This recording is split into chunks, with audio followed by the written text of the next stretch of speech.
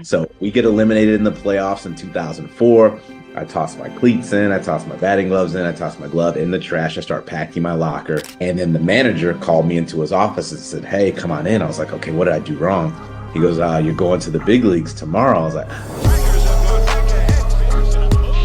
Is it easy for you if you're struggling with something to be able to kind of pour it out to someone that you trust? having that person was something I always recommended. It didn't have to be a professional. It just had to be somebody that you know will listen and you can just get it out. They may provide a response or a solution, they may not, but just getting it out, I think, is just so key. What I found the problem was is that when you start saying no to the things that you love because you just can't do everything, it's hard. You say no a lot of times, and my mom said no is the answer and the reason all wrapped into one. The answer could just simply be no, but actually saying it is, to your point, one of the hardest things to do. But when you do it, it's really not that bad. Okay, so I'm excited to have Curtis Granderson with me today. Curtis played over, is this right, 2,000 games in the major leagues? Is that right? That's a good, I don't know. That's a good one. I looked up some Yeah. statistics before we jumped on. Wow. 1,800 hits, over 344 home runs, 53 stolen bases, 937 RBIs, over 1,200 runs scored. You're a three-time All-Star Silver Slugger award winner, and you have seen the postseason 8 times, and you were in 2 World Series. That is unbelievable. So what's even more remarkable about Curtis is his work off the field and his foundations, which we're going to get into today. So welcome. Thank you so much for joining me. Thanks for having me. And when you mentioned 2,000 games, I'm like, wow, like they kept letting me come back to play that many games. I know I could do that. So How that's many great. seasons did you play? 16. Wow. Yeah. Unbelievable. And what's funny about it, when I got drafted in 2002, you go to the minor leagues, and literally I thought that I would play in the minor leagues for about a year or two, get released, and then go ahead and start to put my college degree to work. And then right at the end of that second 2.5 years, I got called up to the big leagues, and the rest was history. Tell me about that moment when you got called up. How old were you? I was 23 years old. I was in double A. We had just finished the playoffs, and the way it typically works is, or the way I had done it at the end of the season, my equipment was as worn through as anything. Like there was no salvaging anything in there. So batting gloves, cleats, gloves, all that stuff, I would just throw in the trash. Then I would get my next round of equipment for the next year. I would start breaking it in the winter. So we get eliminated in the playoffs in 2004. I toss my cleats in, I toss my batting gloves in, I toss my glove in the trash, I start packing my locker. And then the manager called me into his office and said, "Hey, come on in." I was like, "Okay, what did I do wrong?" He goes, "You're going to the big leagues tomorrow." I was like, so I had to go to the trash and get all my stuff out and get ready to hopefully join the team the next day in Detroit. And that's how I got called up to the big leagues. Unbelievable. Was it culture shock for you? It was a surprise of things because I knew I had played well, but I was really in the mindset as the season just ended. It's time to pack up my apartment. I'm going to drive from Erie, Pennsylvania back to Chicago and then get ready for the off season and see what that unfolds. And literally, it threw a wrench in the system because I got home. I go, okay, I haven't packed yet. I normally take about a day or two to pack. The game's at 1 o'clock tomorrow. It's now midnight. So how does this all work? And oh yeah, I overslept my flight the next day trying to pack up everything. So Max St. Pierre, another call up with me, Roberto Novoa, pitcher. The three of us all missed our flight. So instead of us flying from Erie to Detroit, we ended up driving, which is about 4 hours. Wasn't too bad. But we got to the stadium around 12:15 for that 1 o'clock game. Luckily, I didn't play that day, but I was exhausted. I was excited, all wrapped into one. I bet. I bet. Tell me, if you were to think back about that moment when you made it, you are scrambling to get there, you show up. What's your like first memory? What do you think about like when you think about that moment you walked in? Is it like walking in the locker room and is it just like I mean, what do you remember? What was like the memory you have? So the first memory that's gonna always be vivid. So Roberto Novoa had been called up before. So once you get called up, you get a major league identification card. It's about the size of a credit card. It's just has your picture on it. You can show it to get in and out of stuff. So we're pulling up, but English is his second language. So he knows where to go, but he's not the best at communicating it. So he's trying to guide us to the parking lot. So we pull up to the parking lot and I'm like, okay, what do we say? I go, we're here to play. And I'm like, I'm sure they've heard that before by a million people. Like, I don't know what this, I had no identification. So except for my driver's license, I go, we're called up to join the team. And luckily he had his card and he gave it to the person. And the person said, oh, okay, you can go through here and park over there. But if he didn't have that card, I expect that the security would have been called on us. We would have been escorted to the other side. That's So hilarious. finally we get in, see the locker room, and I mean, I had some amazing teammates on there. Pudge Rodriguez, Hall of Famer, Dimitri Young, just a class act, took me underneath his wings. Some of the first two people that I got a chance to see and interact with, and all of a sudden I'm in Comerica Ballpark, home of the Detroit Tigers. I'm in the big leagues, and we're playing the Minnesota Twins, and I'm like, this is exactly what they talked about, what the dreams are made of, and it's amazing. And it almost got derailed if our teammate didn't have his player identification card on. Right. That's hilarious.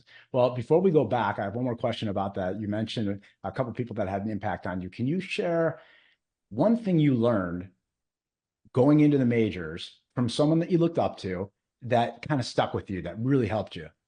So with Dimitri Young, I mean, I didn't know exactly that there was this, the veterans take the younger players underneath their wings. They show them how to do certain things. In the minor leagues, everybody's young.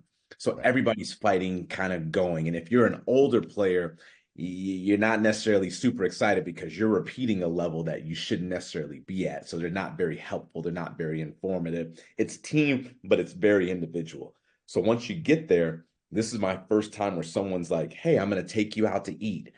You can come to my room to hang out. We're going to go to the ballpark together. We're going to do all these different things. And that stuck with me. So as I started to move in that position of becoming, a more seasoned player and on the verge of becoming a veteran, I tried to always take it underneath myself, especially the new players.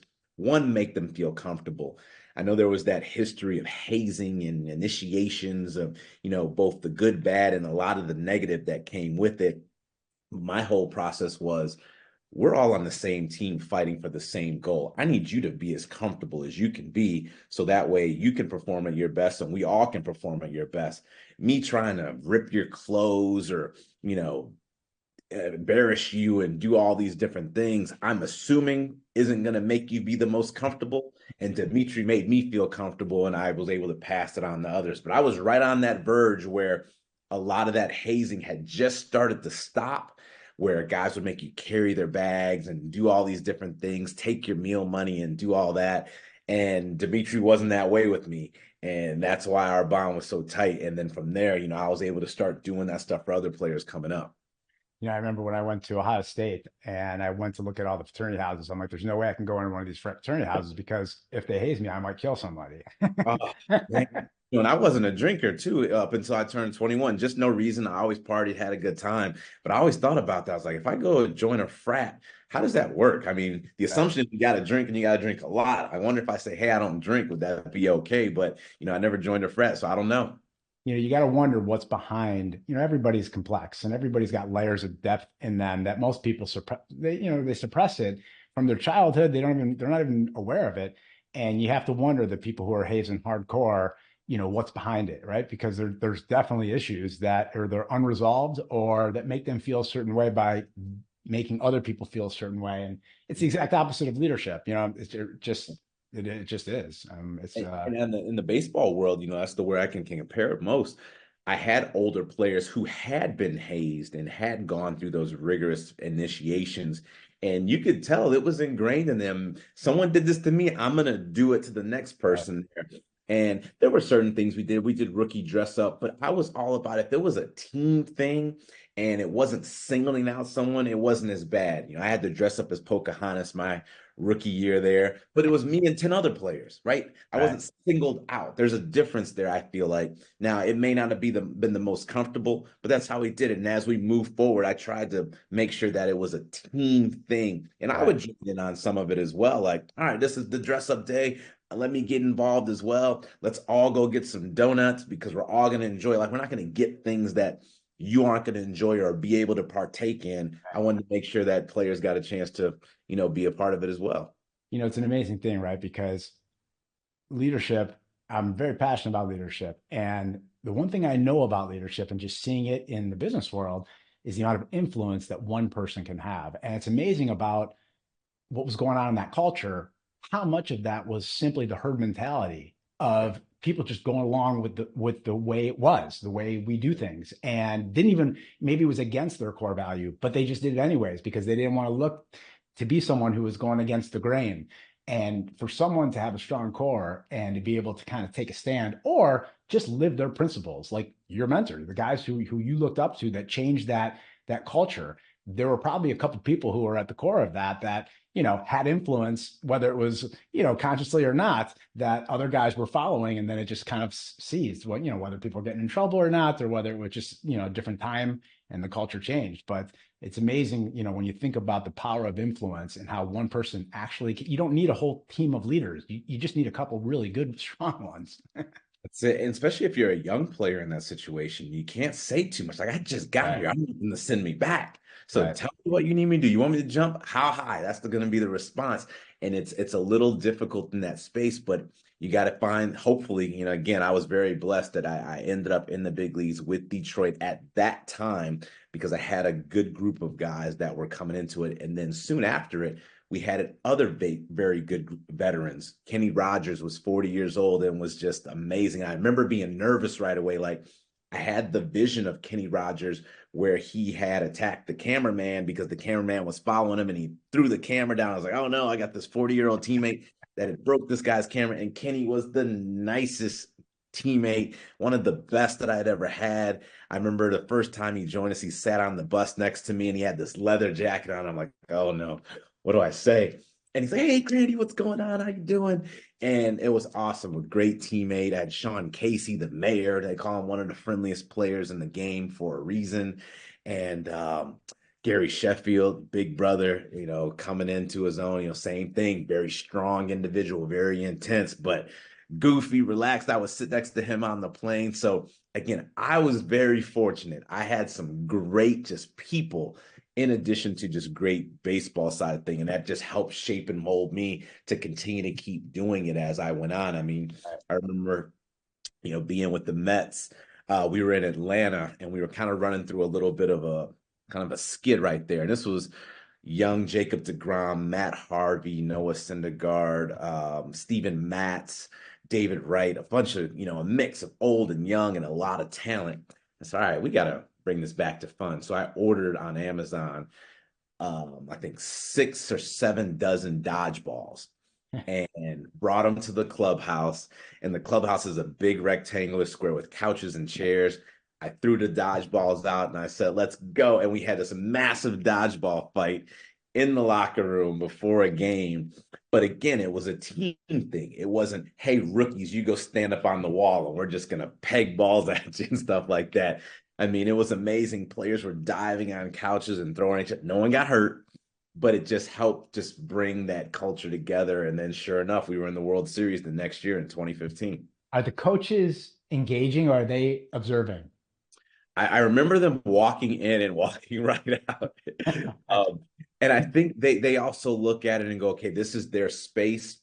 Let me make sure it's just controlled. Right. It's not a fight going on. There's not any, just crazy out of this. But sometimes they do let that go. Like sometimes you got to express and get that information Right. out. If players have an issue and they have to go at it verbally, whatever, let them do it. But obviously, you want to still step in there. You police it when you need to. But our coaching staff there were Terry Collins and Dick Scott and Ricky Bonas, just to name a few.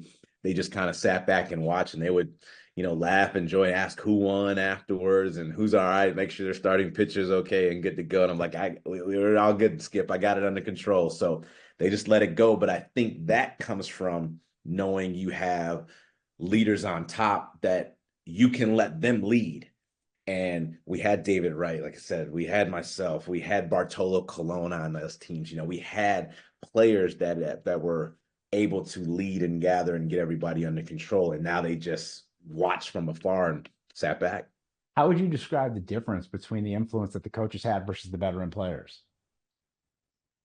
I consider the coaches the people that drive the ship, but the veteran players are those passengers. Some are sitting in the front of the boat, the back of the boat, the middle of the boat, and then you have the younger players all mixed in and around them based on what's going on. Right. If I'm dealing with something, I sit closer to this player. If I want to joke around, I sit closer to that one. Maybe I don't need too much, then I sit closer to another teammate. But they're still always driving. And it's like that mom that's on that long road trip. I don't look back there until y'all keep yelling and screaming a little too much. But otherwise, he hit me. He hit me. I'm not gonna look at. He keep hitting me and he crying and we're screaming. Okay, now don't make me pull this car over real quick. That's how I consider the coaches and the manager. They're not gonna pull it over unless you give them reason to pull it over. That's really interesting. So, and how would you describe like the difference? I mean, you were blessed to play on multiple teams, right? You play on a bunch of teams and you played on incredible teams. How would you describe the culture difference? And I mean, just talk to me. How different was the cultures from one to the next? And like, what did you see was the main factor of like the root problem or reason why a culture was either better or not so great? So I think the markets played a lot into the culture. So I started with Detroit, and this was on the verge of the recession, 2008 recession. So things were getting really bad in the state of Michigan as a whole financially. And one of the things I learned really quick that even though things financially are really bad, there's a couple things people will still turn to for a sense of joy and excitement, and that's sports and that's alcohol. And obviously, we're not, promoting the alcohol, but they kind of go hand in hand. You go to the ballpark, they're selling beer. You go to a sports bar, you can buy some beer and watch your favorite team on there. And if your team is winning, you can get behind them. So we make it to the World Series in '06. We're a really solid team in '07. We struggle in '08 and in '09. We play in game 163. We tied at the end of the season. But the way that state got behind the team. And oh yeah, we also had the Detroit Pistons were very good and the Detroit Red Wings were very good. So you just had literally a sports town, a sports state that was all behind it, fighting for a number of different things. Where's my next paycheck coming from? Can my team go ahead and stand on their own and be out there? And I'm just trying to get through the next day. So you had that level of it. Then I get traded over to the Yankees. Now I'm over in this market, arguably one of the biggest sports market in all of the world. And they had just won a World Series in 2009. You bring in, or you have veterans such as Derek Jeter and Jorge Posada, and Mariano Rivera, and Andy Pettitte towards the tail end of their career. And this is an organization I'm joining. Whether you know baseball or you don't, you've heard of the Yankees. Right. And I know that case in point because I've traveled around the world promoting it. And I have people come up to me saying, I don't know baseball, but aren't the Yankees a team? So you add that, right? So it's the market that just adds to the intensity, the expectation, the notoriety of it. And just two differences, between Tigers and Yankees. Here's a state in Michigan that's going through all this, just loving the fact that their team is giving them a sense of joy through success. And here are the Yankees that is known, loved, and or hated by so many different people. So there's always an eye on you. And it just keeps each clubhouse slightly different, but intense in its own different way. In Michigan at that time, this is literally for the state, for everyone. In New York at that time, this is to get everyone off your back. You got to win. If not, the media's coming, the fans coming, everybody's coming. So it's a combination of all those good things. And I can't say one is better than the other. It's just a difference, and you don't know it until you're actually in it. Interesting. I always, a lot of people I interview, you talk about people being that like the main influence, but it's interesting hearing you say that. Of course, the city. I mean, look, I'm from Cleveland. Mhm. So when I saw LeBron come in and the entire city, I mean, it became like $1 billion transition because of what one person was able to do for a sports town and the amount of pain and the amount of sleep that people lost with the Browns and with the Indians and the Right? Cavs. I mean, it makes sense. And that can have a huge impact on the morale inside the locker room for sure. I mean, So you mentioned Cleveland. It's 2006 or seven. I want to say seven. The Pistons are good. The Cavs are good. The Tigers are good. The Indians are good. And there's a weekend, I think in May, where we're all in Cleveland playing. So wow. you have the NBA playoffs going on and we're getting started. But you know how close Detroit and Cleveland are. I mean, it's a 2-hour drive, it's an 18-minute flight, and the city is packed. you have the Old English D, you have the Tribe loco, well now the Guardians, all that stuff represented, and LeBron and the Cavs just knock off the Pistons. Our game finishes at the same time. So we're staying at the Marriott Key Center, which is right down the field from Progressive Field. I mean, we can walk to the stadium. A lot of people typically do it. And as we're walking the streets, I think it's either East 7th or West 7th, the street where all the little bars and restaurant, and it's packed. There's Tigers fans, there's Cavs fans, there's Pistons fans, there's Indians fans. And in the middle of the street, they're burning Rasheed Wallace jerseys in the middle of the street. But that's that excitement and that intensity. And there was no risk of anyone fighting Right. or turning dangerous. This was that, they call it, all these just negative terms like the mistake on the lake and the forgotten city and the murder mitt and all this stuff. And it's like, no, like eyeballs are on us right now. We have some of the best teams, some of the best athletes. We're doing it. We're letting everybody know, and we're bringing out some of that frustration right now. And unfortunately, Rasheed Wallace got the tail end of it because they were burning his jerseys in the middle of the street.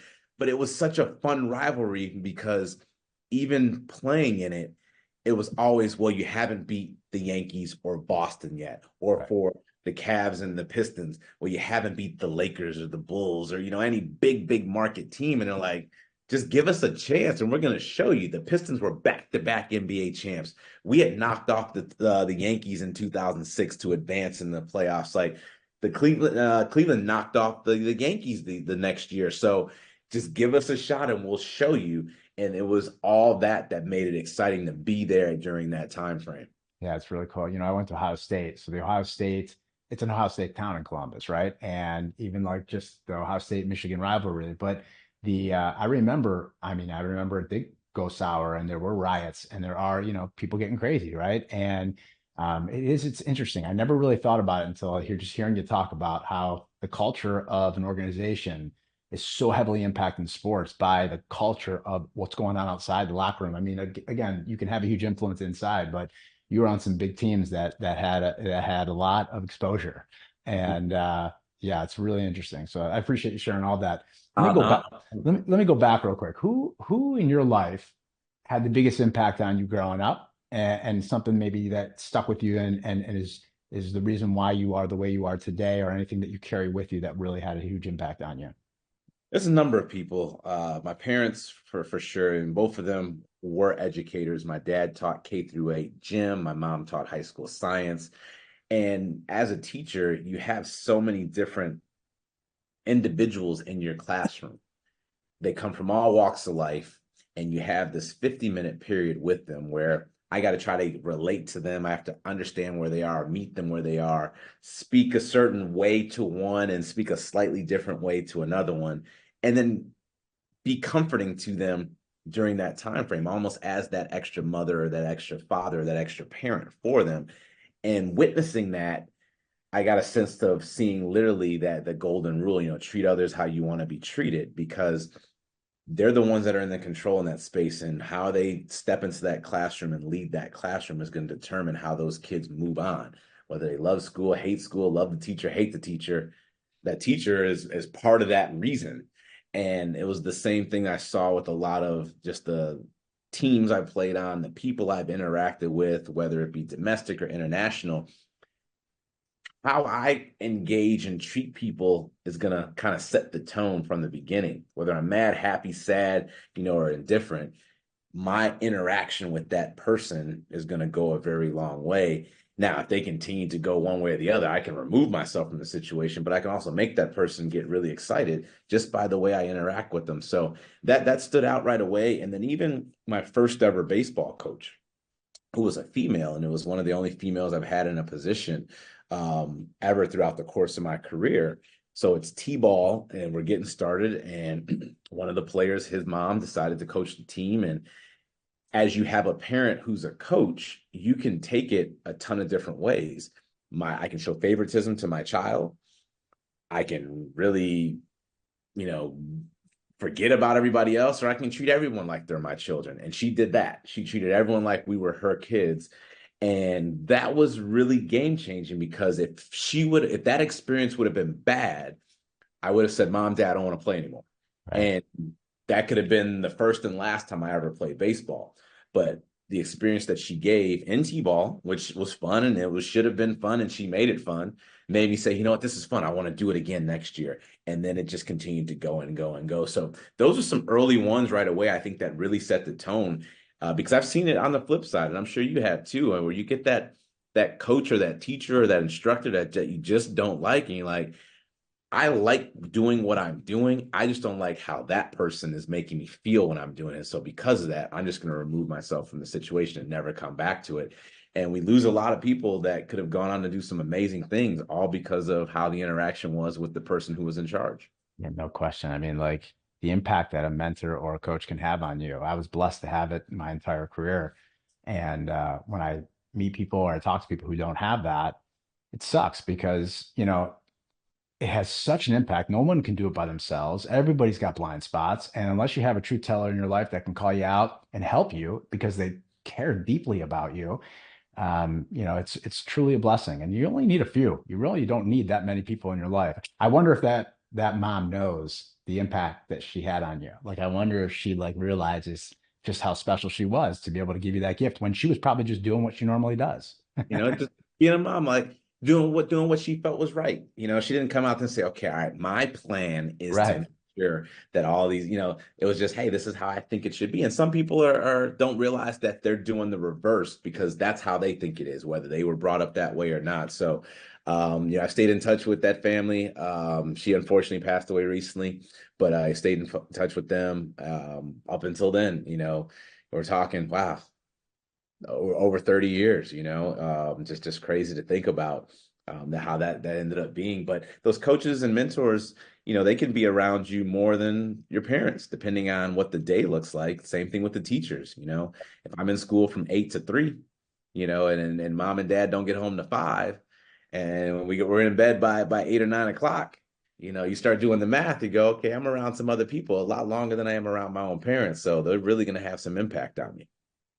As I was reading a little bit about you before the interview, I could see why the major league has leveraged you in a certain way. You have this likability factor. You're very articulate, and you could tell that you probably have some incredible deep relationships with a lot of people. Where did you learn that? Does it come naturally to you? Do you work on that? Like, is that something that just kind of just is innate, or is it something that you kind of built as a skill?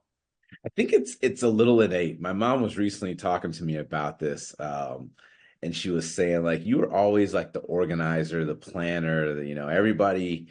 You would invite everyone over to the house. We'd get the plans going, and then we would go off to do whatever it is we were going to do. And I don't know, I just liked having that control, but also making sure everyone was happy and comfortable.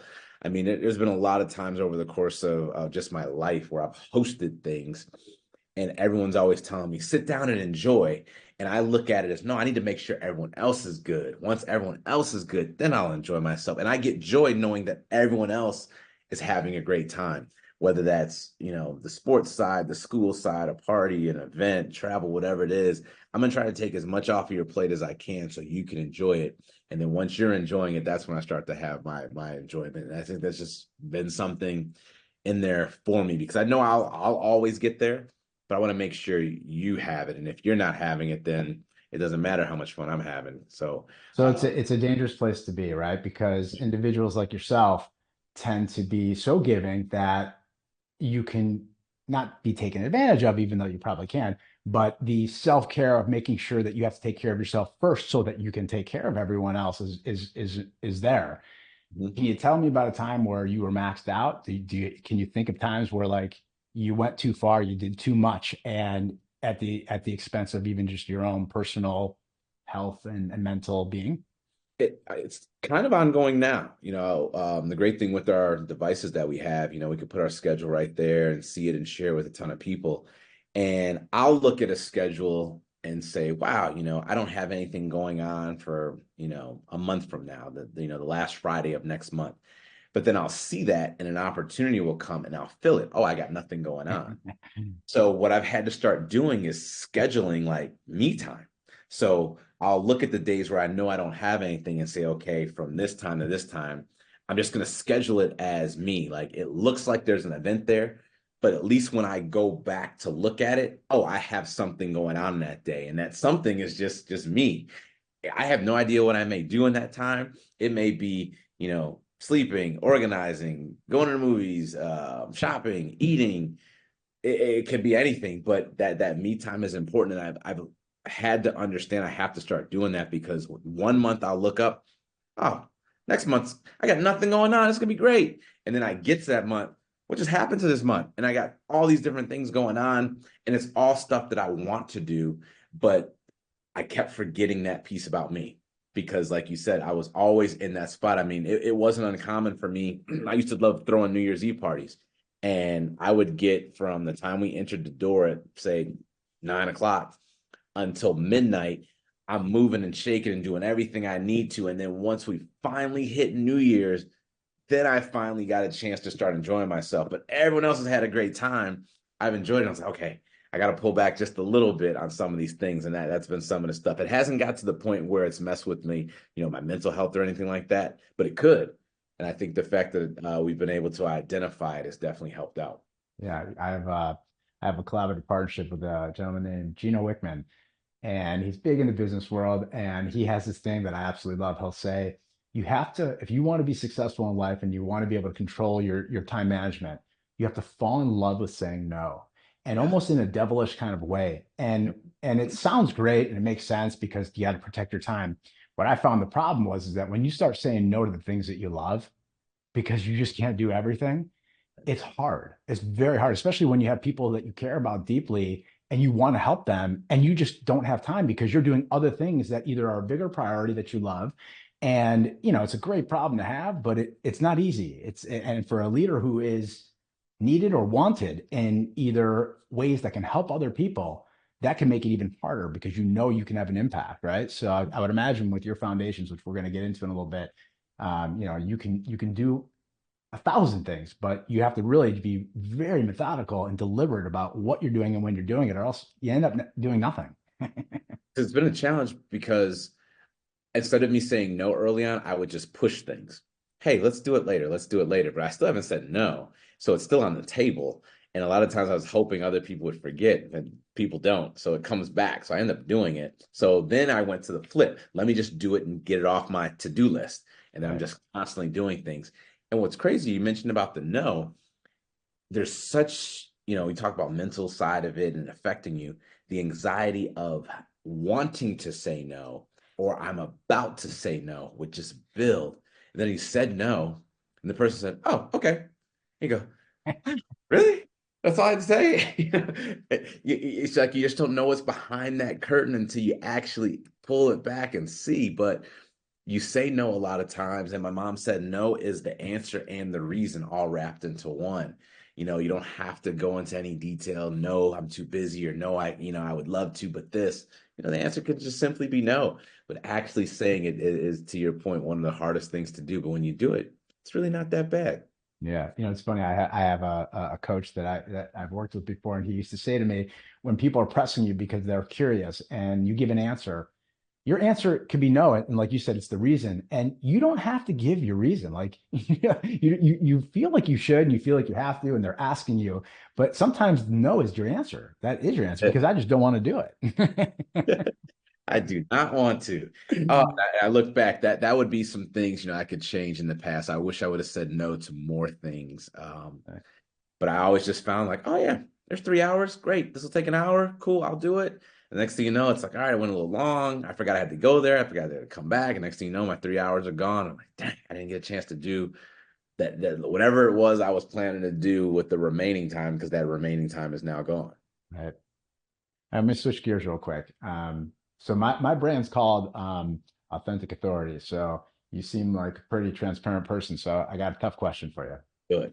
Question is, um, what's the hardest thing that you've ever experienced, and how did you deal with it? Biggest struggle you've ever had, and how did you deal with it? So remember, I got drafted in 2002. I made it to the big leagues in 2004.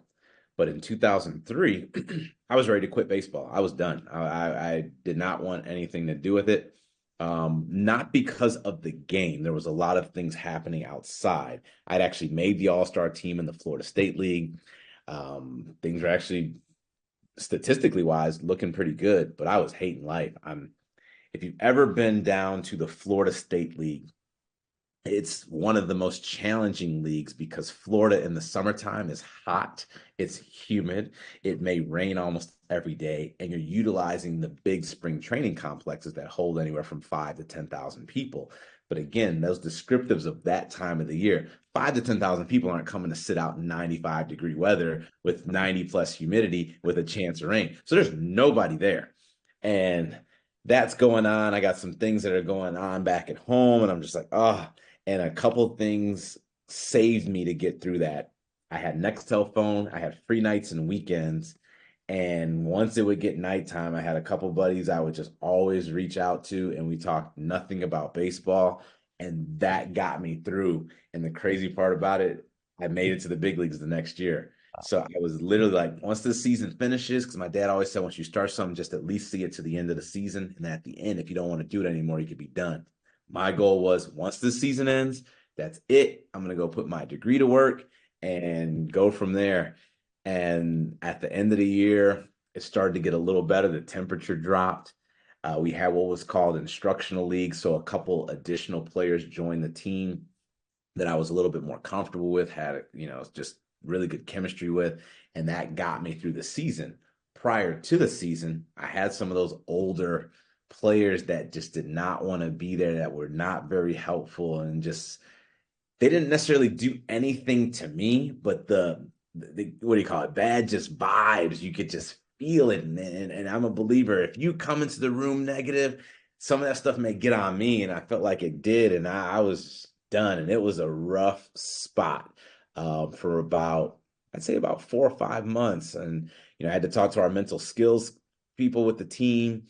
Like I said, my buddy, one of my buddies, Joe Lacey, was a huge impact just for venting, getting it out, not keeping it bottled up. And then the next year, come back refreshed and go to AA, roll through, and at the end of the AA season, get called up to the big leagues. Is it easy for you if you're struggling with something to be able to kind of pour it out to someone that you trust? I mean, a lot of people struggle being transparent, having some vulnerability, especially in the sports world. I mean, I've interviewed a lot of people, professional athletes, and there's definitely a tough guy image that you kind of have to kind of feel like you have to be. And yet the most humble people that I've talked to and the most real people have no problem just sharing what it is. Like, this is what happened, this is how I dealt with it, and whatever it is that easy for you to be able to like just kind of not necessarily pour your heart out and tell everybody everything, but when you need to lean on someone, share with them what's going on? At first, I get quiet, I get reserved. So if you know me and you're around me, you can see I like to talk. So if I'm all of a sudden not talking, then you go, okay, well, what's wrong? Now I may not give it up right away, but eventually it'll come out. And I think um, it's just a matter of the timing part of it. It Yeah. may not be ready at the moment you ask, but it'll come out. And for whatever reason, I think, just better out than in, for a number of different reasons. When you're sick, and you're inside, they always say, get it out. Once you get it out, it can help your body start to feel a lot better. And I feel like it's the same thing with whatever issue you have going on. And I remember our mental skills people would come around every so often, because in the minor leagues you had one person that was for every organization, for every team. So they would go to AA, they'd go to AAA, they'd go to the minor, go to all these different places. And when he happened to be in town, there was just a lot of downtime in that Florida State League. And I was like, let me just go talk to him. And I pulled him to the side outside of the locker room and just said, hey, I just want to talk to you about a couple things here. And we just started chatting. Like, he wasn't really like giving issues. It was just literally getting it out. And Mhm. that part was just so helpful for me. And I honestly don't even remember what he said back to me. Um, but just that interaction was helpful. And then throughout the course of my career, there were times that I would lean on, our mental skills guys. And very rare was it, okay, I'm struggling baseball wise. It was other things that I was dealing with that was probably affecting the baseball side of things. With the Yankees, Chad Bowling was one of the individuals, and I reached out to him about the same thing, what we just talked about, saying no, the number of requests that were coming at me, and just trying not to feel bad about it. So I had talked about that. Wasn't anything about hitting. Wasn't anything about playing in New York and the Yankees or going up against the Red Sox in a tough rivalry. It was that stuff, I was dealing with. With the Mets, same thing. The individuals there I spoke with. So it just became something that I felt that it was helpful. And having that person was something I always recommended. It didn't have to be a professional, just had to be somebody that will listen and you can just get it out. They may respond back, they may not. They may provide a response or a solution, they may not, but just getting it out, I think is just so key. Yeah, I mean, look, it's the road less traveled. There's a reason why, certain people love therapy, some people hate it, some people like coaching, some people don't.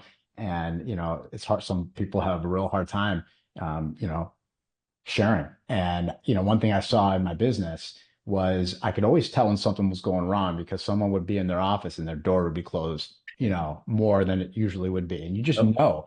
And it's interesting because, the Navy SEALs, they have a way of testing their guys. And what they do is when they're at their, I think it's when they're like just completely fatigued, I think they're going in for a checkup with the doctor, and the doctor will ask them that question that I asked you, like, what's the hardest thing you ever experienced and how'd you deal with it? And they don't care what you say, but they're looking for guys who go dark and shelter up and suppress and go by themselves, or the guys who lean in and they start kind of connecting to the people who that is their support. Because for Navy SEALs, it's life or death. I mean, if you're on the if you're on the battlefield, and you start going through the hardest thing you've ever experienced, and are by yourself, that's not going to be someone they want on their team. And no. it just shows up everywhere, right? Like at work, it really, people used to say that, oh, I have these problems. I leave it at the door. I'm like, no, you don't. You don't. And stop trying to, because that's not real. Like it doesn't go away just because you leave it at the door.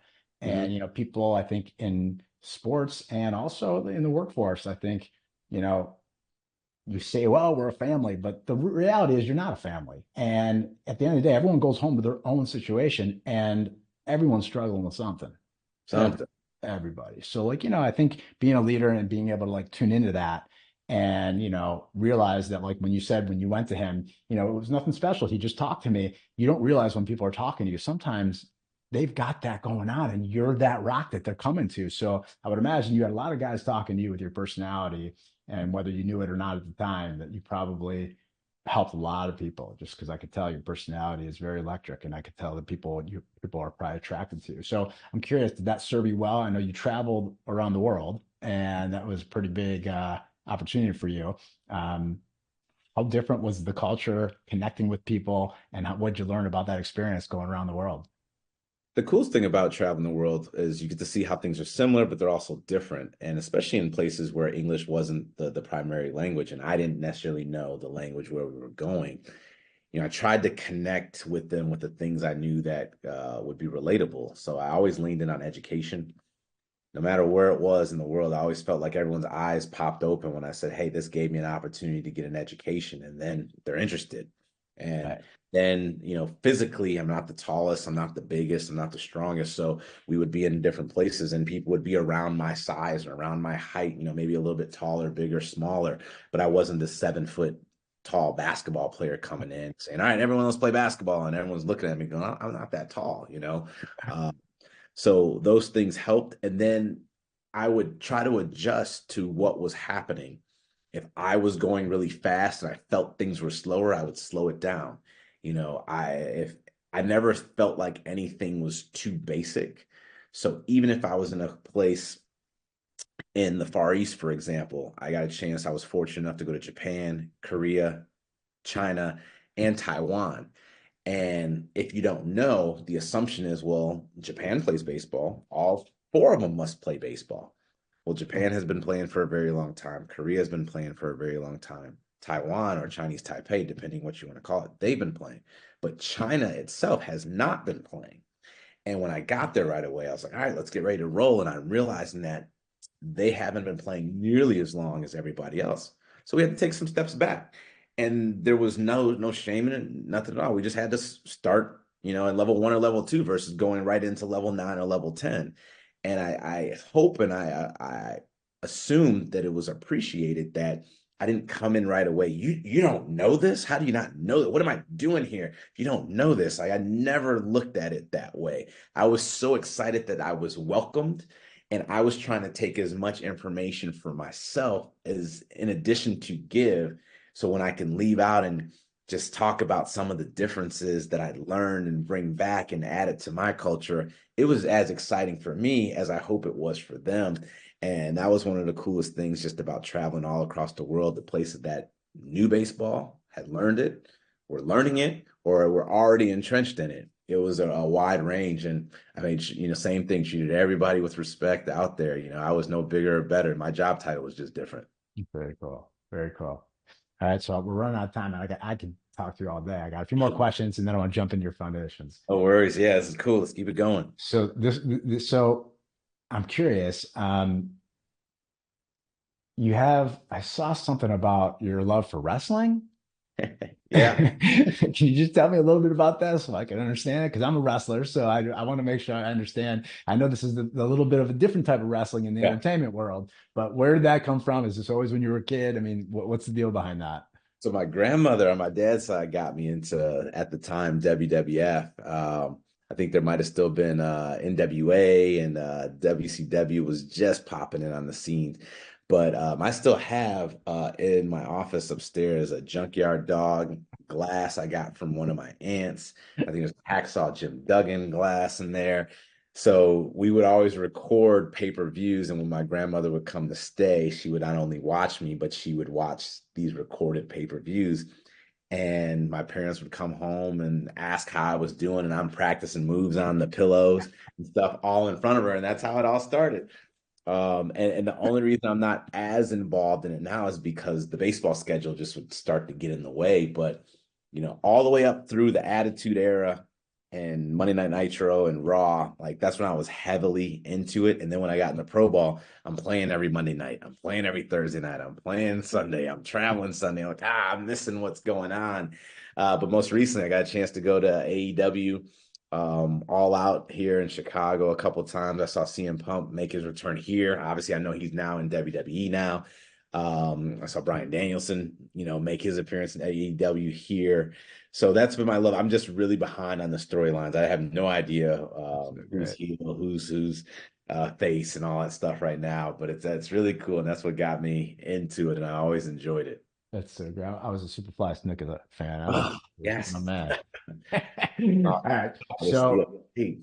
tell me if you were to think about the one moment as a team in your career, highlight, the biggest highlight you could think of, the most exciting, the one that just made you kind of want to crawl out of your skin. Like what would set it up for me and just like which game was it? What team were you on? What was the scenario? And why was that like the biggest moment that you can think of as a team that you experienced? Let's see. Biggest moment as a high schooler. Wow. Wow. Yeah. High school. I mean, hold on a second. Major league. Oh, we're going all through. Yeah, We're going. we're going biggest. The biggest moment you've had in your career when you think about it, like this is you're most proud of as a team. Like if you tell a story over, this is the one you're gonna tell. So, and it's funny because every time I tell this one, so now we got all that in there. It actually ended up in a loss, but the moment was so crazy and so intense. It's that game 163, Detroit Tigers versus the Minnesota Twins in the old Metrodome. And the regular season finishes on a Sunday. We're supposed to play on Monday because the playoffs are going to start, but the American League Central, we don't know who's won the division. We're tied. So we need one extra game. But now Brett Favre is now playing for the Vikings, and they're playing the Packers in Minnesota on Monday night. So they push our game to Tuesday. And whenever there's a football game that would play in the Metrodome, the seat configuration is slightly different. So there'd be more seats, obviously, for a football game than there would be for a baseball game. Well, after they have the Monday night game, we're playing there. They leave that seat configuration. So instead of the stadium being, I don't know, 35,000, it's now 45,000. And this place is as loud as I've ever heard anything. There was one point we made a pitching change. I'm in center field and I have my glove rested on my hip. I'm just relaxing out there. It's the seventh, eighth inning. And I could feel the bass in my glove. It's like I had a 12-inch subwoofer in my glove on my hip pocket. I go, this is insane. We go, I think 12 innings. We end up losing on a walk-off, but it had everything. It had excitement, it had bad plays, it had good plays, it had people losing the ball in the dome, it had all these different things. And that was the one of them that will always stand out. And what's funny, even prior to the game, we arrive in Minnesota, we go out to eat as a team, and there's this restaurant, I think it's called Seven, and on the rooftop it gets kind of clubby, loungy, stuff like that, but it's a Sunday night, so it's not that busy. So we go there, we get ready to eat, and we've been to the club part a lot. You get your bottle service, you do all this, that, and the other, you pay whatever prices. Well, on this night, here come the servers and stuff with 2 bottles of Grey Goose for free. Here you go, this is on the house. We're looking at each other like, we can't drink this. We got a game to play. But the one night where we would have loved to have it, they don't give it to us for free. And now we got a biggest game of our careers at this point, and here's all the alcohol that you want. So I will say we did not drink any of it. We ate our food. No one got sick. Everything was good. But I was like, wow, that actually happens. They're trying to get us wasted before the big game. That's But hilarious. it That's was just a cool experience. Like I said, unfortunately, we did lose, but I wouldn't trade that experience for anything else. It was just so exciting. very cool. I remember the first time I went to an Ohio State game, it was a Michigan game, and I remember sitting, there was 100,000 people, and you felt the bounce of the entire stadium. So like it does something for you. It makes you feel, it's crazy. Okay, so last baseball question is same question, but for you personally, let's just say you're throw a rock out 30 years from now, you're telling stories to little kids and you reminisce about that one moment for you personally in your career. What was it? What was same thing, same setup? Like what are you most proud of? Like your one moment in the major league with as many seasons as you have under your belt, which one kind of really makes you feel really good when you think about it? Yeah, if you're looking statistically, I would say the 2020 season, that was in 2007, the 20 stolen bases, 20 home runs, 20 doubles, 20 triples. Even most recently, I was just in the Bahamas. Don't Blink, which is an organization that they do the home run derby into the ocean with the Players Alliance. We partner with them. They bring a lot of the young and current players. We bring a lot of the veteran and retired players and Hall of Famers together. So you literally have 4 to 5 generations of players together. Wow. And Akil Baddoo, current Detroit Tiger, he's mentioned this to me now 2 or 3 times, but every time I see him, he always talks and he goes, man, I had 9 triples last year. I was like, yeah, I'm going to break the record for triples. And I was like, who has the most, triples in a season with the Tigers? And then I look up and it's your name with 23 triples. And it's that part of it that is so cool because the triple, that was my thing, and to have as many as I did in that year to etch my name in that category. Only 4 players have ever done the 2020. Jimmy Rollins did it the same year I did. So we became number 3 and number 4. But those 20 triples, I mean, you look back at years past, I think it's 10 is now a lot. So that's one of those cool stats I'll be able to look back on. I'm not sure if that part of the game will come back, but I have that part on my resume. I led the league in triples 2 years in a row, and that 23 is really cool So to cool. have it. So So cool. Did you ever hit a home run to win a game? yes, one of the biggest home runs I hit. I made it to the big leagues in 2004. I'm up in the big leagues in 2005. The Tigers we're kind of middle to the bottom of the path, so it's not as impactful for us. But we're playing the Chicago White Sox, and they're trying to make their playoff push to get in. It's about 3 or 4 games left in the season, and they're struggling. They're losing every game. If they keep losing, they're not going to get in. And Chicago's home for me. That's where I'm from. Born and raised, still live here today. We're playing the White Sox in Detroit. I hit a walk-off home run that I think drops them in the standings again. My friends and family text, don't you remember where you're from? You forget where you came from. How are you doing this? I was like, I don't play for Chicago. But that was one of the biggest ones I remember because I had all these friends and family that were like, this is so awesome. You're in the big leagues to, I can't stand you. What are you doing?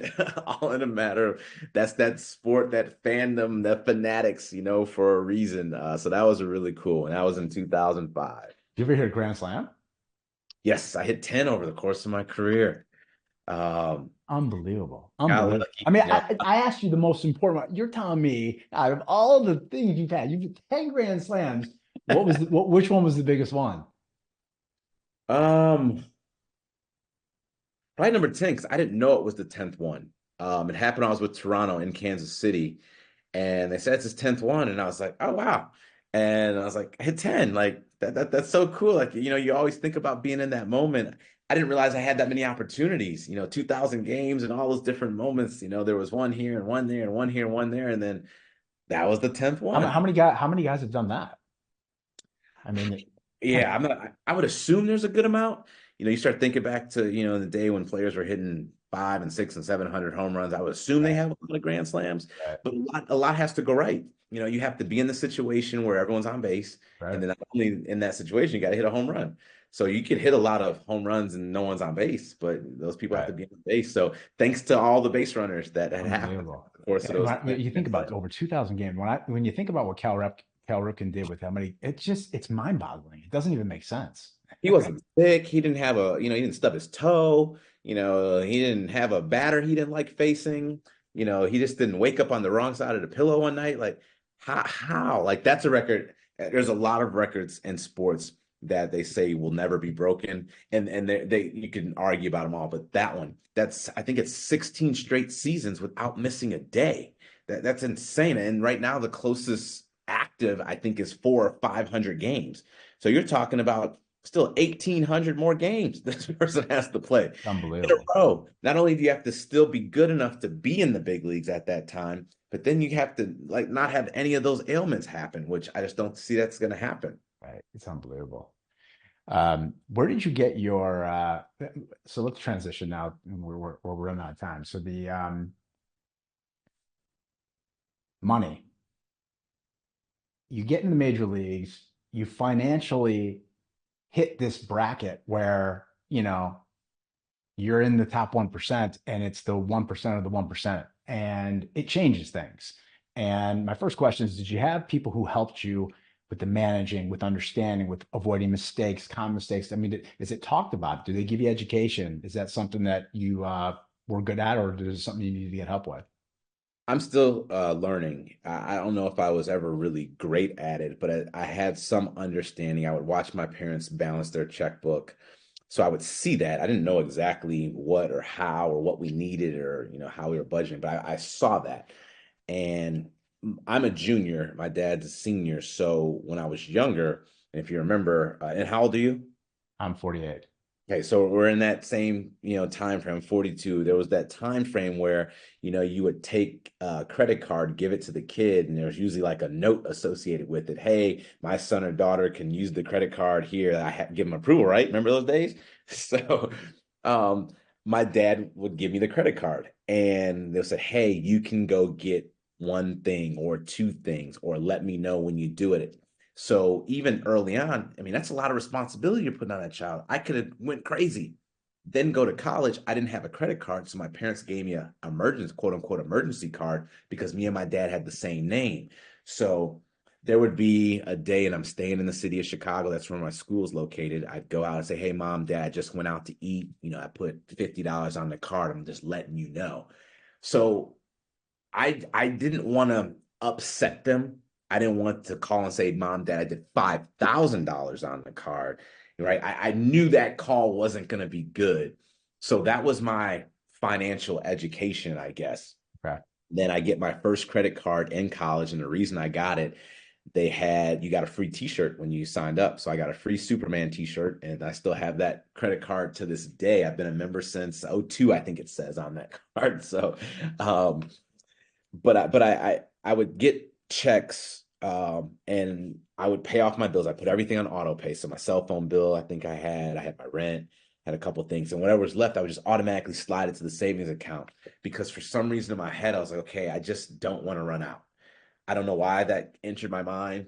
I just didn't want to run out. I guess I remembered seeing those stories of celebrities and athletes like lose it all. I was like, I don't want to be that. I don't want to be that.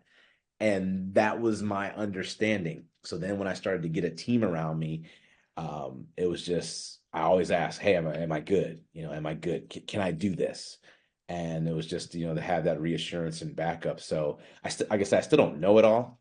But my whole thing is always like, I just want to make sure I'm good, whatever that is. You went from at one point when you get your contract, your first big contract that you start making some real money, you go from A to Z, right? So was that as exciting as you thought it would be? Like your worldview on money, your belief on money, how much did it change? What is it today? I mean, I read something that you had done either some endorsements and you didn't even take the money. You had them donate the money to your foundations.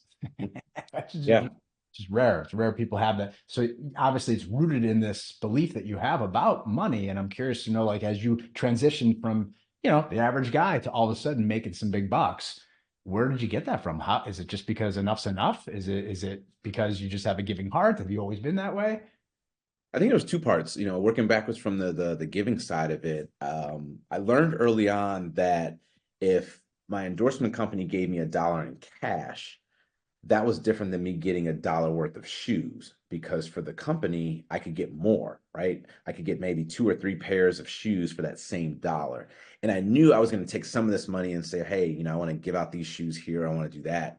So instead, I said, instead of just giving me the cash, can you just give me the equipment? Or instead of paying it to me in cash, pay it to my foundation. So that way I can do the things that I know I want to do. So I learned that and I said, okay, I'm going to start shifting and doing that stuff with my endorsement side of it. And then from the actual paycheck from the team, I think probably the biggest thing was when I received my first paycheck and I saw all the deductions.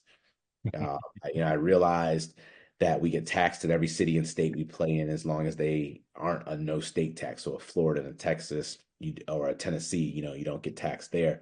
But places like Pennsylvania, not only do you have a city and a state, but you had a field usage tax, you had an entertainment tax. In some states, you had all these different things. I just kind of started seeing all these lines go down, and I was like, that's when I realized that whatever you thought wasn't a lot really isn't a lot. Because if I have $1, as soon as I put 10 into front of you, it's like, wow, ten's a lot. Then I put 100, okay, hundred's a lot. And you just keep going and you start realizing, okay, there's just a lot more out there. For example, that's what I made, but there's someone that is paying me. So how much did they make? And how much are they making? Like I always looked at it from that standpoint. Even the most recent Shohei Ohtani deal, everyone is like, wow, how does a person make that much money? No one, I haven't seen any comment come out saying the Dodgers make this much and they're, wow, how are the Dodgers gonna, it's about the individual, but the company, the business has to be able to afford that. And he's not the only one they're paying. So, that's the way I've started looking at it going there's always something bigger. And whatever you has, there's going to be something that gets taken away. You got to take care of yourself, got to take care of your family, got to pay your taxes, you got to do all that stuff. So, like I said, I just want to make sure I got enough, whatever that is. I just want to make sure I don't go run out. I recently had an interview with Lawrence Maroney from Patriots, and he talked about his first signing bonus and when he got it, and then he saw the lines, Yeah. and he's like, "What is this? Like, what are all And it's amazing, and it's all relative, right? Because what's a lot of money? Well, it depends on who you're comparing that to, and I think the one thing I've learned about just the progression of it is that you're always going to want more because as soon as you get more and you start spending more, you got to make more to be able to afford whatever you're buying, whatever you're getting, whatever you're moving into or driving. And it's just a game. It's just, it's definitely our today's culture's addiction of just this chase after money, this rat race of just more, more, more, more, more. And our society just reads into it. And it's a hard thing, especially for kids going to college today who, they come out, they spend $100,000 on college, they come out in debt and they come out with a piece of paper and people don't care. And like you said, that's the rat race we're in, and that's like the big motivator. So whenever I do like a school visit, I always open it up for question and answer. And one of the first questions is how much money you make. And there's always a faculty member, don't ask him that. And I said, no, no, ask. I'll let you know, ask anything. And I'm going to answer it too. One, even if I don't answer, you can Google it and find out. Right. But two, I want to answer it just so you know, because you never know what anyone's motivation is, right? maybe my motivation is to make as much money as I can. I didn't realize I can make as much as I could doing this. Now, that doesn't mean you're going to become a professional baseball player, but Right. then I always shifted and say, okay, I remember right after I got signed by the New York Mets, the owners, the Wilpons at the, oops, sorry about that. The Wilpons at that time, they actually flew in to see me. I was doing a school visit in my hometown and they came to it. And I was asked that question. And as I'm answering it, I pointed to both of them. I said, I make this much money, but they pay me. Imagine how much money they make. So if you're looking for motivation, go like find out how to become an owner, find out how to be on top, find out like the education is so key to get to that point. So I'm gonna always drive it back to that for these kids and go, okay, you never know what their motivation is. And it may be money. I mean, you just said it like that we're all in this space, we're always chasing. But if they don't know, then they may not know exactly which direction to start putting in. Go, you could be an owner, you can be one of the tops, you can be a, not only sports, but a business owner. And that's gonna give you a possibility to make a lot of money. If that's what you want, that might be a route you have to start looking into. But in order to get there, you got to educate yourself. It doesn't necessarily mean the traditional, like you got to get a degree, but you got to understand the business you're going into. And that's still a form of education to me. If you had a kid, a high school kid ask you, do you think I should go to college? What would you say? Is he a athlete or non-athlete? Both. So both scenarios. All right. So if he's an athlete, I'm going to put him back in my scenario and I go, you got to look at, where you are. And it's going to be more of a physical and mental thing versus the financial side of it. Because I think if, let's just say this high school student athlete is a baseball player and has a chance to potentially get drafted and go straight to professional baseball versus college, I think there's a couple things we have to look at. One, can you do your own laundry? Have you ever been away by yourself for more than 3 days? There's certain responsibilities I think college teaches you that you may not have learned up to this point. Now, if you've learned all that and you've been doing all that, you're already well ahead of the game. And then physically, where are you? I was 165 pounds when I graduated high school. Physically, I wouldn't have been able to go straight into professional baseball. On the flip side, some of my teammates were 200 pounds when they got drafted out of high school. That's a big difference. That's a man versus a boy. So that there's that side of it. And Although college, now with NIL, right?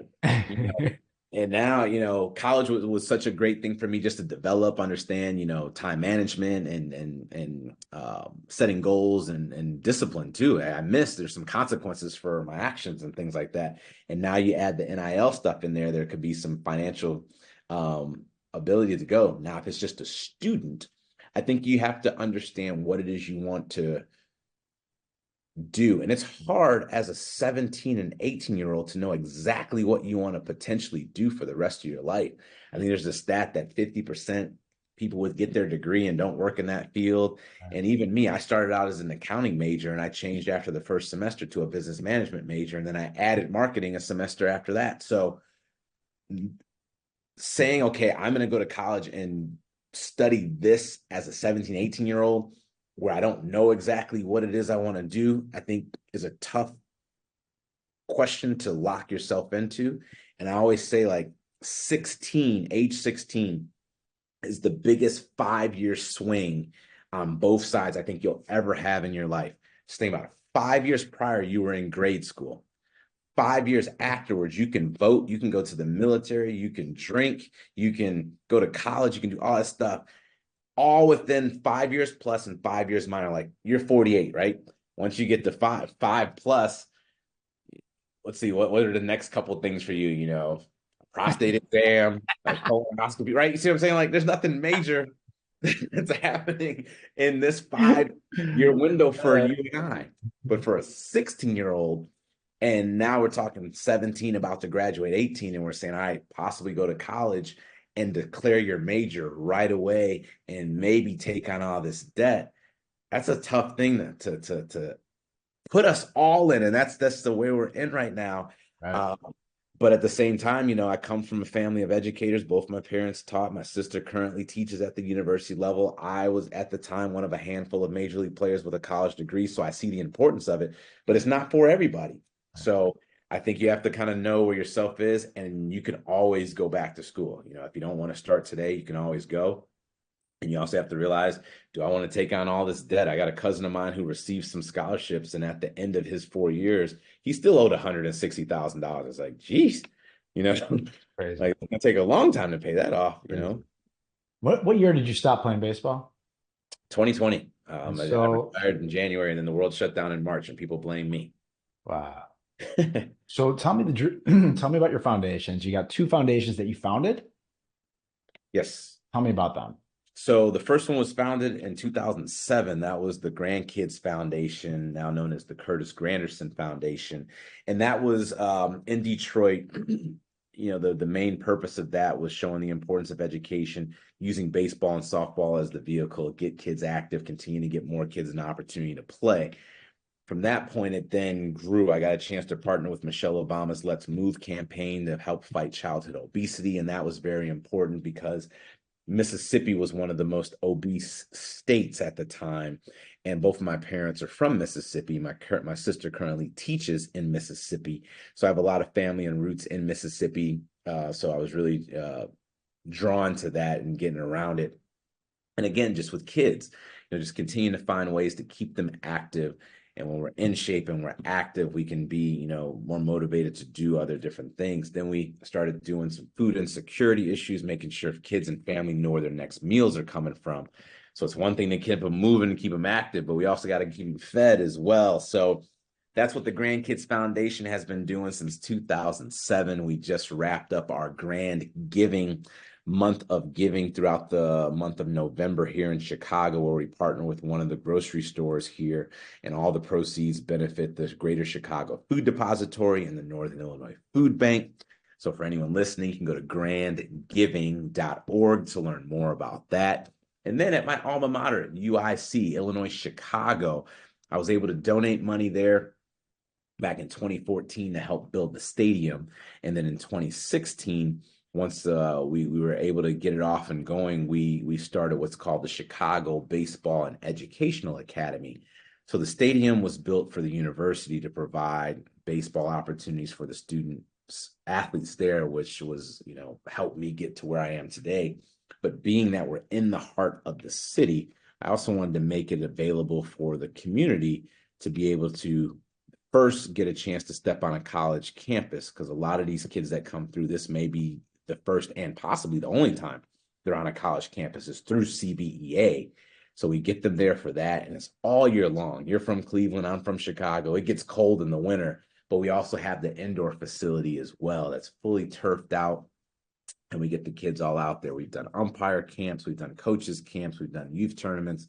We've actually been home a couple times for the Cubs and the White Sox when they come in town for their fan fest. Some of their players have come to train and work out there. It's also where I trained at when I was playing as well, to get myself ready for the season. So for more information about that, cbeauic.org, and we're on social as well. So it's been really cool to do that, and just continue to provide opportunities for all these individuals. And a lot of people ask, are you trying to get more major leaguers out of this? And I said, making it to the major leagues is hard, but if we can continue to show that the opportunities are available for them, then you may start to get your first person in their family to go to college, first person to go on to start this business, first person to, become a trainer.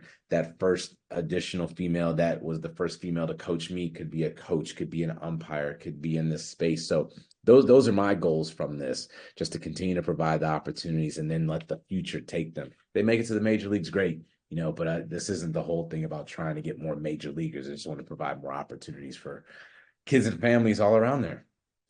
Got a question about the fundraising of it. So, being Jewish and having a pretty big impact, trying to have a big impact in my community. As you can see right now, with the war going on, not many people raise their hand and say, "Hey, let's go help the Jewish institutions." It's not a very popular thing. And so for me and the success in my business, and be able to use my business to be able to help support community efforts, it's a very personal thing for me. So for you in your world, I would imagine it's the opposite, in that you could probably make a few calls to some people in the major leagues and say, "Look, I need help. here's what I'm doing with these kids. Here's what I'm doing in our community. Here's how I'm connecting it to baseball.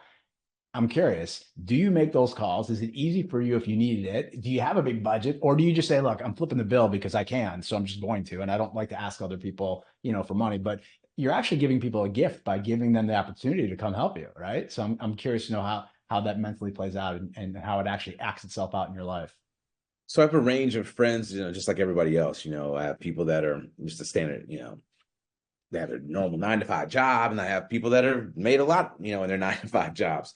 And I go depending on what it is. So I did a lot of in-person camps, whether it was moving around for our Let's Move. We would do a fitness challenge. We did the dodgeball, the kickball, the tag, all that stuff. We would do baseball camps. We'd have all these different things. So I knew I had able and willing bodies that would want to be out there. So I never had to hire staff to come do these things. I could pick up the phone and get 20 people to come out and volunteer that were all engaged and excited and people I personally know. So all our camps were always full from that standpoint, people that just wanted to be out there and volunteer. From a donation standpoint, it's interesting. I've never really leaned on the people I know that have big pockets and say, hey, I'm doing this. Do you want to help? I like to utilize them and say, if you can just support by showing up, or if you can support by spreading the word, because I feel like that helps on, get things out there on a bigger platform. And then in terms of budget and funding it, a lot of it I haven't funded. Now I built the stadium. I put the big piece to build the stadium, but CBEA runs and operates from donations and partnerships that we have, Okay. not that I've put in. Grandkids Foundation operates off of funds that we've received, not money that I've put in. I'm just trying to spread the word, be out there, and continue to keep doing everything on that. So it's a unique situation. I could easily say, all right, let me just go ahead and fund it and dump in there. But I think people have supported and understood the mission of what we're trying to do, and realize that even a dollar really can go a long way. You don't have to have the biggest checkbook to have some impact. Your time and just a little bit of interest, could really go a very long way. And I think that's been very helpful. And hopefully it continues, but if need be, there is, I could, go ahead and step in a bigger way if need be. Really cool. Where is the most of your time spent, like today? Like, like where, if you look at your time management and you look at your calendar over the next, week, where do you spend most of your time? In this room where I'm talking to you right now, actually, I am on the computer and the phone a lot. Everyone's like, "Oh, you're retired. What are you doing?" Especially now it's off season, so there's baseball stuff going on, but I don't have to necessarily comment and talk about baseball. But it's emails and calls for both of the foundations. I also serve as the board chair for the Players Alliance, so I definitely consider myself a working board on all three of these initiatives. And then it's, whether it's meetings or interview requests, the great thing, love it or hate it with Zoom, like we're on now, it's given us ability to do all this stuff without me having to travel. So I can do it in the comfort of my home, but at the same time, the last 2 days I haven't been outside, and it's been nice in Chicago. I was like, I gotta go outside today. I've just been on the phone and on the computer, doing stuff for the last couple of days because I was traveling recently, so I'm playing catch up on a lot of stuff. But a lot of time is spent here. But I like that. I'm doing the things that I knew I wanted to do in post baseball, and trying to find ways to be able to help and assist. Just some of it just takes a lot of time to get going. Do you think do you have a desire to coach? No, not at all. Do not want to do that. I've been rumored in a couple managerial jobs, and I was like, no, partly because the schedule is just too long. Towards the end of my career, I remember seeing managers and coaches leave to the stadium from the hotel around 12 o'clock, and the game wouldn't be till 7. And then the game finishes at 10 o'clock, and there's two buses. There's the first bus that might leave at 10:45, and the second bus leaves at like 11:15, and they're on that bus. So you're the first one there, you're the last one to leave, and we're doing that 162 times, plus the playoffs, plus spring training. I go, there's just a bunch of other stuff I'd want to be doing during this time. I'm just not ready to do that. So I enjoy being around the game. I definitely want to have some impact if I can provide it, but coaching it isn't the way that I'd want to do it. Right. That's interesting. Did you play softball when you were younger? So I didn't play softball in the traditional sense, but my dad is actually in the 16-inch softball Hall of Fame. And, Wow. and 16 inch is a Chicago thing. It's like think of an old school medicine ball. It's this big. It starts out really hard, but the more you hit it, it gets soft and doughy. And he played that, so I was always around it. I would get brought to the park with him. I'd see his team. All his teammates knew me. I was there for his induction, so I was around it, but I never played softball. And then the one other time where I actually had a very bad moment with softball, I'm traveling to New Zealand. And New Zealand, I'm there promoting baseball, but New Zealand is actually one of the best fast pitch softball countries in the world for men's. So they said, all right, let's see how you can hit against softball. Oh no, this is not going to be good. I've seen this. I know this doesn't go well. I haven't been swinging. So I get out there and they have one of the top pitchers in the world and he's just gassing me up. And I finally foul tip a ball like 20 pitches in. I was like, all right, success. I did it. Get out of here. But I had no chance. It's just the timing and the angle and all that stuff. So that was my one moment into it. If I had some more time to spend, I would assume I can get better at it. But that one did not go very well. That's hilarious. That's hilarious. So you see Norman on the Zoom call with us? Yes. Hey, Dad, go ahead and put your video and your microphone on real quick. Hopefully he can hear me right now. Let's see if he can come on. If you're there, Dad, if he's I don't know, hopefully he didn't He get up. walked Yeah, away. here he comes. Here he comes. This is my dad, Norman. You there, Dad? Oh, he had it. I'm here. Let me see that video. So Curtis, my dad apparently I was a very young, I was really young. And Dad, tell Curtis, you first off, this is Norman, my dad. I just wanted to meet Nice you. to How meet you you. doing, Curtis? I'm doing well. Nice to meet you. Dad, tell him about the softball that you hit that I've heard I about my keep entire. telling my son and everyone else in my family, we went away for a vacation and we up in the Catskills and they had a softball game. I hit a ball that's still going. I love it. See? It's still going. It hasn't landed yet. It was hit that hard. What was it? One of the yellow ones? Well, I don't even remember. You know, the funny story is we were at some place called the Nevele, and I was a little kid and I got lost. And I'm thinking, I got lost. I was freaking out, crying hysterically in an elevator somewhere. And meanwhile, everyone's outside watching the softball keep going. That's it. Hit the color off the ball. I like it. It was really a great Uh, interview. I really enjoyed this. yeah, Curtis, Oh, I want you to know I really appreciate it, man. You are a blast to talk to, and I wish you and your entire your foundations a ton of success, blessings, and just hopefully a lot of people will rally. Again, how do people reach out, and if they want to kind of engage and they want to contribute, where would they go? so the easiest way you could follow me on social, C Grand on Instagram, C Grand 3, I think I'm on Twitter or X, whatever it's called now. But for the grand giving, aka grandkids, all that, that's grandgiving.org. And then what we do here in Chicago, that's cbeauic.org. Awesome, awesome. Well, we're gonna make up a nice article for you and put it on Authority Magazine. We get millions of views on that on on Medium, and we'll also create some assets for you to be able to share too and your socials. And Perfect. again, thank you so much for your time. I'm sorry that I kept you over, but you're too damn interesting for me to just Oh, cut you no. off in an hour. So Hey, we're having combo. We just let it flow and go. So this is all good. Thank you very much for having me and appreciate you wanting to do that and put it out there for the audience to see. So I really appreciate that.